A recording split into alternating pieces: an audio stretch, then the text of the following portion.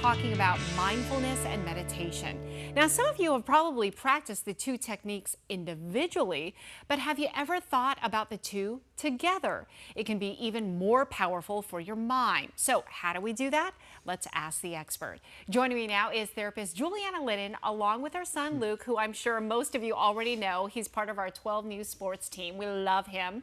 And the reason why we wanted to include Luke in on this conversation is because this is something that you also practice on a daily basis. Yeah, quite a bit. It definitely has a positive impact in my life. And we'll get to kind of how I came to that place, but it's something I love to do, and it really helps my mental health in a sense. Yeah. Okay. So Julianna, let's set the foundation of this. Let's Yes. talk about mindfulness and meditation. Explain. Okay. Mindfulness is really when you're in the moment. You're in the here and now. And meditation is part of mindfulness, but it's expanded. So what I mean by that is meditation is when you get the space between the thoughts. And that takes time and practice. We have this monkey mind, right? Right. So we need to come in and kind of calm ourselves. And when we can get that space happening, wow, that's when it translates to our life. So it's almost not it's almost not good enough to be mindful. That's right. It's even better to take it a step forward to meditate in that space. But a great place to start is by being mindful. And we can use that in so many avenues in our lives. For example, if you're in a relationship and you want to become more mindful in it. Yes. Because how often are we in it with someone and we're somewhere else? All the We're time, thinking yeah. of a million things. Yeah. So you would say to yourself, okay, I'm going to put my phone down. I'm going to pay attention to what's happening. I'm going to listen. Right. So we can do that with all kinds of things in our life. Okay, so this is really interesting Yeah. because when we were talking about this, it's like, oh yeah, this is great, but I'm wondering, how did you, start to practice this? So And why? yeah, great question. So I will never forget when I was diagnosed with multiple sclerosis just a handful of years ago. Mom and sisters flew out to Greensboro, North Carolina at the time. That's where I was working and living.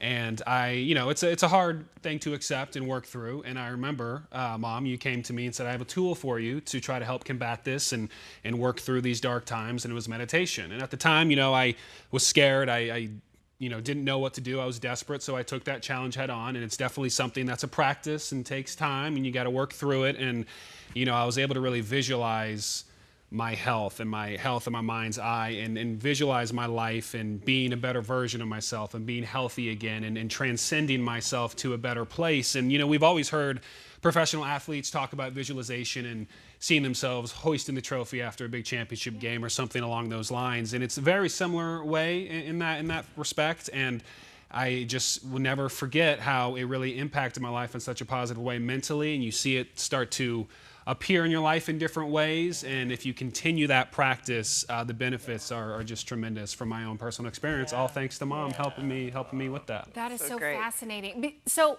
do you do this every single day? I mean, how do you do it? I don't do it every day. Back when I was in the middle of that health crisis, it was every single day, and I was really entrenched in that process and practicing that and really looking within and trying to calm the mind and calm the spirit and work through that. But I do it probably a couple times a week now and just try to keep the mind in balance and keep it in check. And we work in a crazy business, right? It's nonstop. So we gotta taking notes before Paris.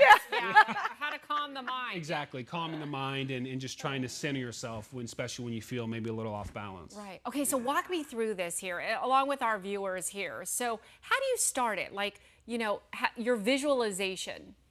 What is that like? To both of you. Okay. Don't jump at once. Yeah. I know you both have a lot to say. Yeah. I think an easy way for people to start is really to use their breath. So when you are feeling anxious, when you're feeling out of control, when you're feeling like your life just isn't in your hands anymore, if you just go to a quiet place and start to concentrate on the breath, because most often we don't breathe properly. We breathe in a very shallow way, right? So when you start getting into the rhythm of breathing, you're sending a signal to your brain and to your body to calm. And that's when, if you do it and you rehearse it and practice it, you can use it in your daily life to alleviate anxiety. I use it all the time with my clients, teaching them. I've seen more anxiety in the past couple of years than I've seen for many years. Okay. Yeah, it's very, to piggyback off that, especially it's very challenging at first because your mind wanders a lot and you can't focus and you're thinking about 10 different things, which is fine. The way I like to think about it is if you have a random thought come, it's just a cloud that passes by. Okay. And then you focus back on the breath and try to just hone in on yourself and your mind, body, and spirit. And that helps, really work through that.